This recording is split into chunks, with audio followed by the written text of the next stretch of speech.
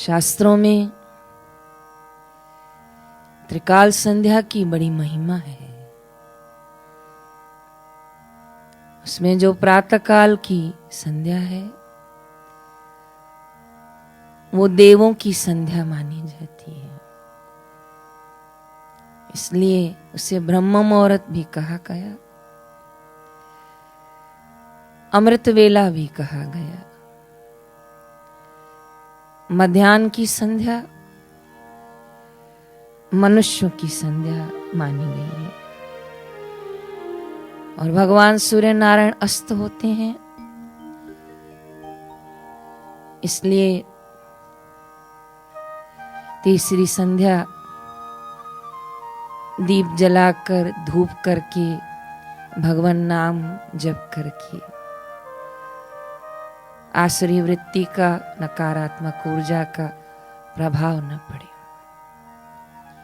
इसलिए माताएं यहाँ भी और अपने घरों में भी करते ही होंगे आप, फिर भी ऐसा संस्कार घरों में वातावरण में रखें घर के कि अवश्य घर के मंदिर में इस समय दीप जले, तुलसी माँ के आंचल में दीप जले, आसपास पीपल हो तो अवश्य मंगलवार शनिवार दीप जले, जहाँ पानी का घड़ा रखते हो संभव हो तो वहाँ दीप जलाएं, मुख्य द्वार पर जलाएं।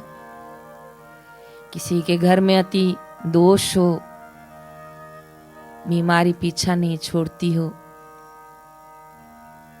कर्जा पीछा न छोड़ता हो, तो मंगलवार के दिन मीठा भोजन करें, दक्षिण में 4 मुखी दिया करें, बूंदी का प्रसाद गरीबों में बांटें।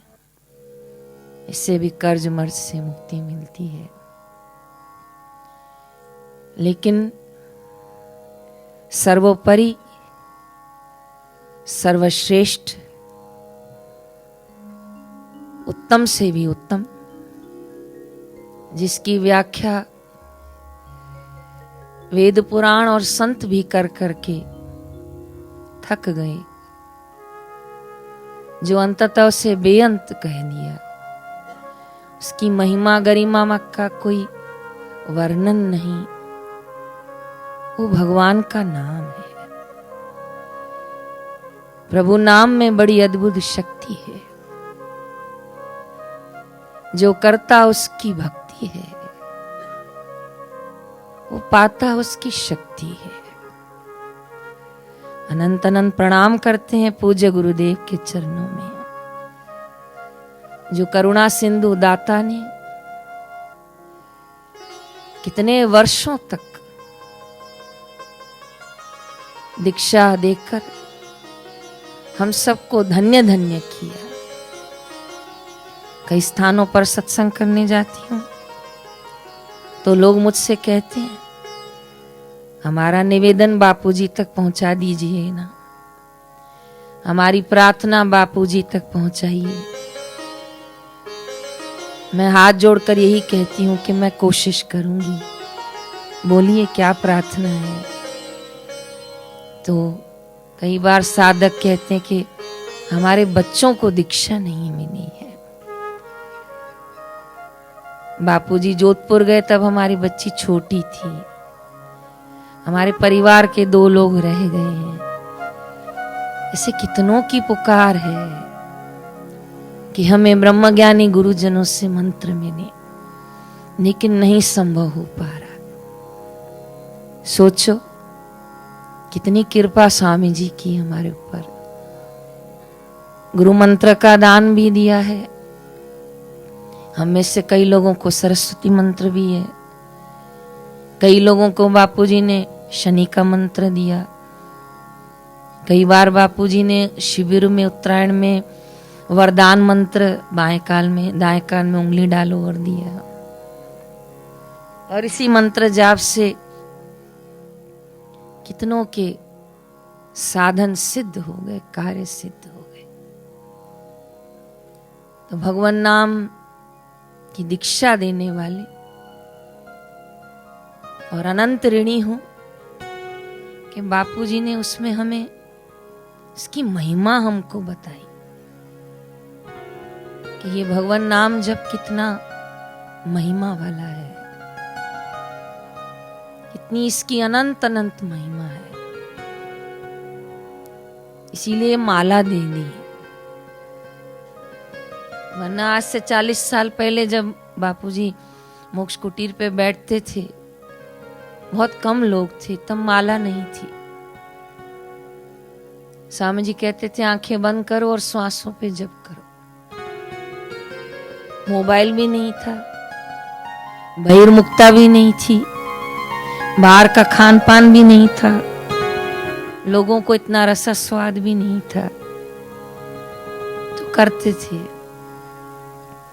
बस गुरुदेव कहते थे कि नीचे कुछ कंतान बिछा दो, बोरा बिछा दो, अर्थिंग नहीं मिले।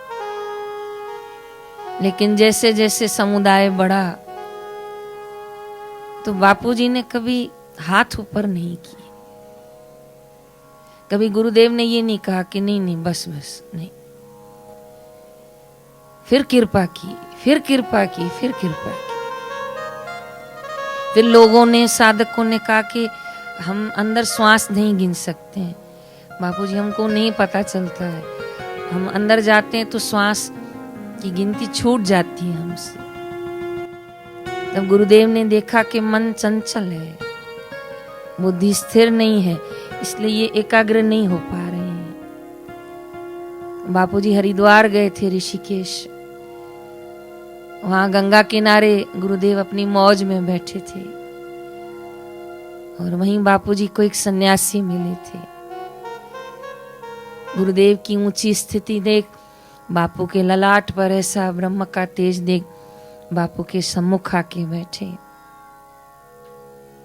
खूब ज्ञान चर्चा हुई संतों के बीच में।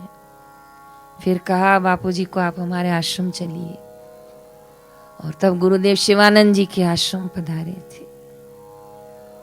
और वहां बापूजी की दृष्टि इस आसन पर पड़ी और गौमुखी पर पड़ी। गुरुदेव वहां से आसन और गौमुखी यहाँ ले आए। तब व्यवस्थापक यहाँ दूसरे थे,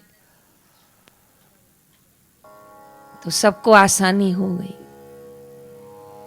कि कंबल का टुकड़ा बना बनाया मिल रहा है और नाम सुमरन करते हुए सबकी दृष्टि पड़े, इसलिए थैली की, पोटली की व्यवस्था की।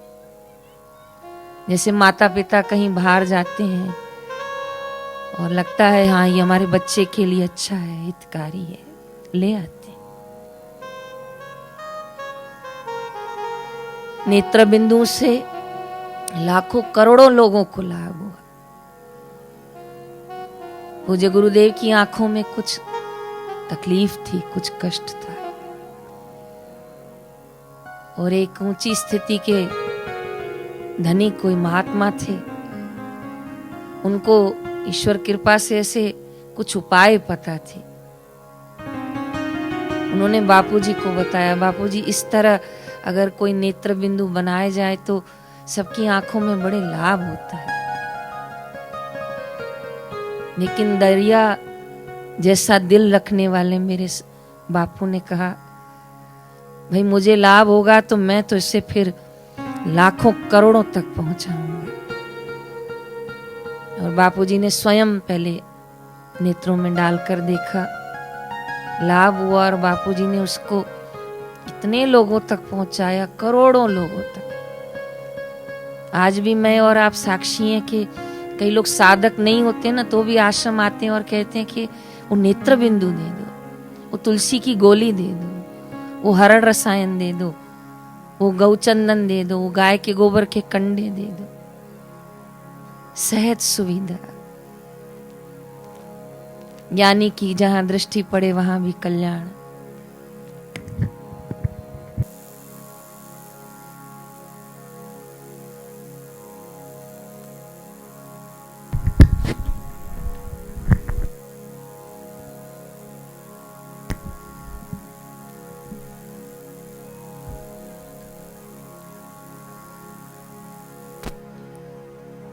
नदी अपना जल नहीं पीती, वृक्ष अपने फल नहीं खाते हैं, ऐसे ही संत महापुरुषों का ये जीवन परमार्थ के लिए होता है। ऐसे ज्ञानियों को हमारा कोटि कोटि